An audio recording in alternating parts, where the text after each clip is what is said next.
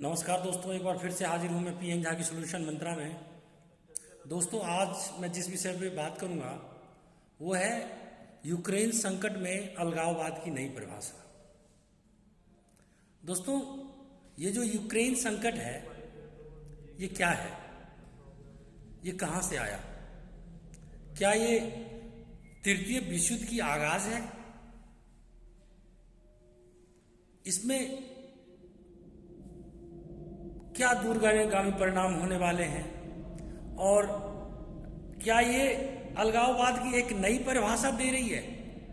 ये सारे क्वेश्चन को हम जानेंगे, लेकिन पहले हम समझते हैं जो यूक्रेन क्या है, कहाँ की देश है। यूक्रेन एक देश है यूरोप महादेश में जो USSR union of Soviet Nations जो थे उसमें से अलग हुए हैं। उसमें से अलग हुआ एक देश है जो 24 अगस्त 1991 को अलग हो गया था।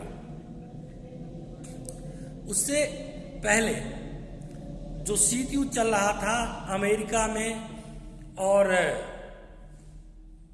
यूएसएसआर के बीच, वो अंत इस रूप में हुआ कि 1991 में 1991 और 90 के आसपास जब मिखाइल गोर्बाचोव थे उनके टेन्योर में यूएसएसआर विभाजित हो गया, लगभग 15 देशों में विभाजित हो गया, जिसमें से एक देश यूक्रेन भी था।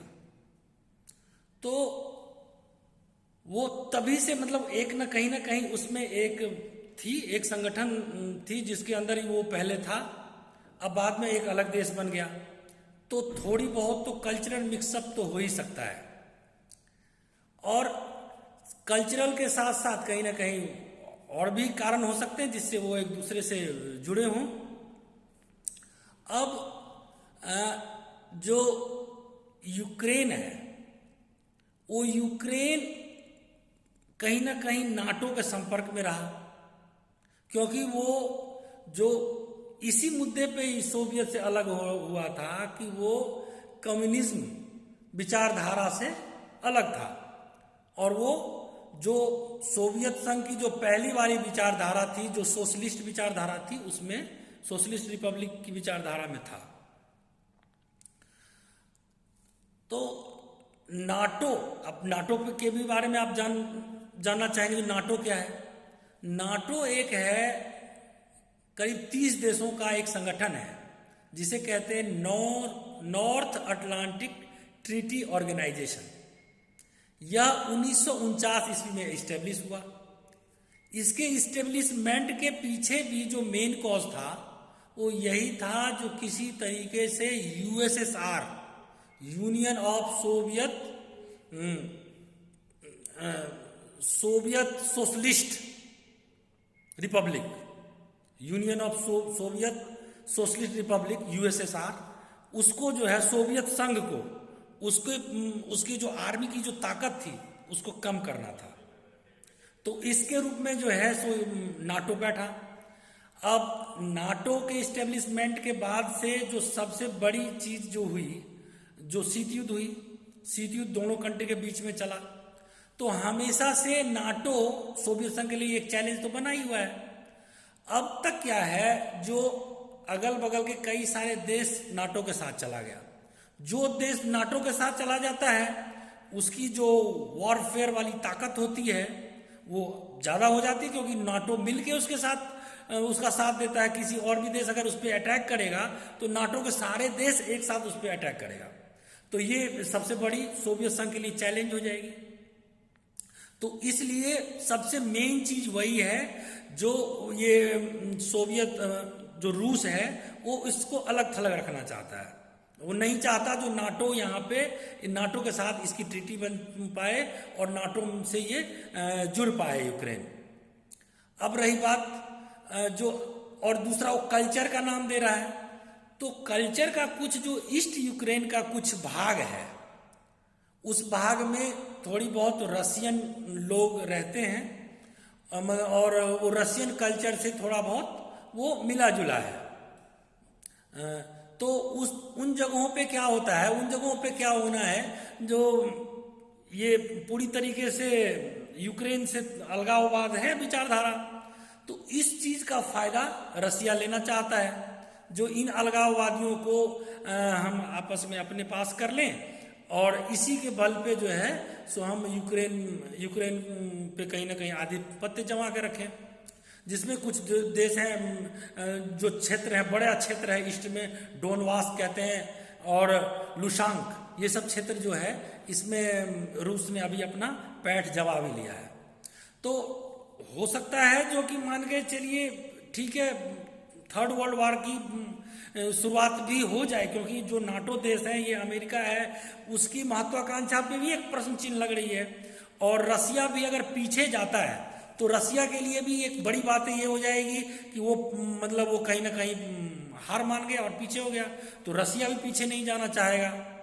तो ये वो तो ठीक है, हो सकता है थर्ड वर्ल्ड ना भी हो, इसलिए ना हो कि बहुत ही चांस है, बहुत मिनिमम चांस है जो वो वॉर का ऐसा फॉर्म आ जाएगा कहीं ना कहीं, क्योंकि आज के डेट में पूरे वर्ल्ड लेवल पे कहीं ना कहीं एक सुपरविजन है जिसे यूएनओ कहते हैं। तो यूएनओ बहुत ही इस मामले में फोकस्ड है जो इस चीज को ना हो पाए। लेकिन अलगाववाद की जो नई परिभाषा है ये सोचने की बात है। अब कहेंगे कैसे? अब हमारे देश में या घर मतलब हर जगह, हर क्षेत्र में और घर तक, छोटे से इंस्टीट्यूशन की बात में घर तक भी कोई ना कोई ऐसी एक व्यक्ति होता है या एक ऐसा क्षेत्र होता है या ऐसा संगठन होता है जो अलगाववाद की विचारधारा रखता है। उसे उस मतलब जो कल्चर में रहते हुए भी उसको पूरी तरीके से पसंद नहीं करता है। तो इस तरीके से अगर कोई ताकतवर देश है या कोई ताकतवर व्यक्ति है, वो उस घर पे ही हमला कर दे और कह दे कि नहीं अब ये जो सेपरेटिस्ट है वो अब उसके साथ में हूं, अब ये इसका है, तो ये अलगाववाद की एक बहुत ही मतलब गलत नीति होगी। अब मान के चलिए हमारे देश में जो जिस तरीके से आज यूएसएसआर चल रहा है, ऐसे ही हमारे देश में भी बांग्लादेश, पाकिस्तान सब हमारे देश के साथ था, लेकिन कहीं ना कहीं एक अलग हो गया। अलग होने के बाद आज भी समस्या चल रहा है। आज भी कुछ लोग सेपरेटिस्ट की बात, अलगाव की बात कहते हैं, पाकिस्तान में तो पंजाब में जहां तहां कहीं से कहीं जिसकी जो मन होता है, छोटे छोटे संगठन भी बोल देते हैं, कुछ लोग भी बात कर लेते हैं अलगाववाद की। अगर इस पे आकर के कोई बड़ा देश आके कहेगा नहीं अब हम इस अलगाववादी के साथ हैं और उसके जो लोग हैं वो थोड़ी बहुत साथ दें और वो क्षेत्र को अलग कर दे, तो ये तो मतलब बिल्कुल मतलब जो देश है उसकी ताकत को बिल्कुल खत्म कर देगा। तो इस तरीके से हमारे हिसाब से जो है ये बिल्कुल अलगाववाद की एक नई परिभाषा दे रहा है। और ये अगर ऐसा हो रहा है तो बिल्कुल भी ये सही रसिया नहीं कर रही है। क्यों? क्योंकि मतलब अगर किसी भी देश को अपना संगठन, किसी भी संगठन में जाने की वो है, इवन की नाटो के साथ रसिया ने भी कई बार वो ट्रीटी किए, कई सारे समझौते किए जिसके तहत ही वो शांति हुई है। मिखाइल गोर्बाचोव भी देखा जो कि मतलब शीत युद्ध एक बड़ा युद्ध के रूप में ले ले, तो उसने कुछ अपने हिसाब से वो चेंजेस किए। उसका मान के चलिए सही भी हुआ, गलत भी हुआ, देश का विभाजन हुआ, वो कहाँ सही है कहाँ गलत है इतना मैं नहीं पढ़ना चाहूंगा, लेकिन वो चेंजेस हुए। उसके लिए मिखाइल गोर्बाचोव को नोबेल पीस अवार्ड मिला। और उसके बाद जो रसिया का संगठनात्मक जो नेशनलिज्म है एक नए फॉर्म में आ गया। लेकिन किसी भी देश जो ताकतवर देश है, किसी को ये अधिकार नहीं है कि जो छोटे देश हैं अगर उसमें कहीं अलगाववादियों का प्रवेश है या कमजोर देश है तो उसको आप इस नाम से उस पर आप कब्जा कर लो या उसके क्षेत्र को अधिकृत कर लो, ये किसी भी देश का अधिकार नहीं बनता है। तो इस तरीके से अगर रसिया ने इसके जो पूर्वी क्षेत्र है यूक्रेन का, इसको अगर अलग करने का, अलग देश का मान्यता देने की कोशिश की है तो ये अलगाववाद की एक नई परिभाषा दी है जो बिल्कुल तर्कसंगत नहीं लगता है। तो इस वीडियो में अभी तक यही बातें कहना चाह रहा था। आप जरूर लाइक सब्सक्राइब करें और अधिक से अधिक लोगों तक पहुंचाएं, अधिक तक लोगों को ये बताएं कि इस चैनल को सब्सक्राइब करें, जिससे एक नए नए समस्याओं पे मैं अपना सोल्यूशन दे सकूं और बातें रख सकूं। धन्यवाद।